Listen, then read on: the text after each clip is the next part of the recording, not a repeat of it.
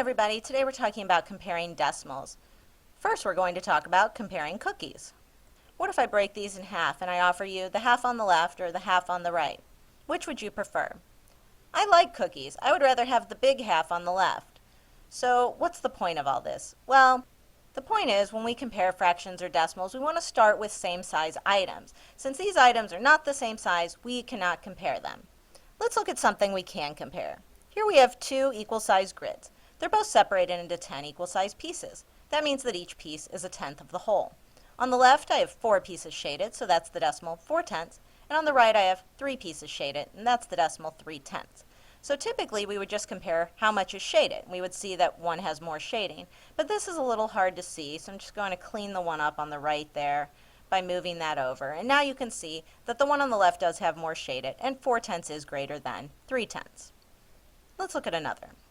Here we have two fraction circles. They're the same size, and they're both separated into 10 equal size pieces, and each piece represents 1/10. On the left we have 5 pieces shaded, that's the decimal 5/10, and on the right we have 4 pieces shaded, and that's the decimal 4/10. Now let's compare. Well, maybe a little hard to see, so I'm just going to clean that up a little bit and move the shading over, and now you can see that the one on the left does have more shaded. It is the larger decimal.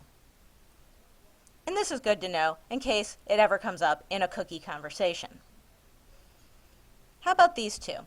They're both separated into 100 equal size pieces. So each little square is 1/100th of the whole grid.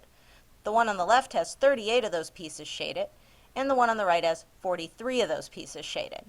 So which one has more shaded? The one on the right, 43 hundredths, is greater than 38 hundredths. Let's try another.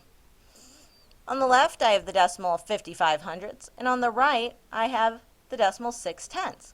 Well, 55 seems bigger than 6, but I can tell that more of the right side grid is shaded. So what's going on there? Well, if I chop this one on the right into the same number of equal size pieces, you can see that 6/10 is the same as 60 hundredths. And now you can see 60 hundredths is greater than 55 hundredths. Now you can try some comparing decimals on your own.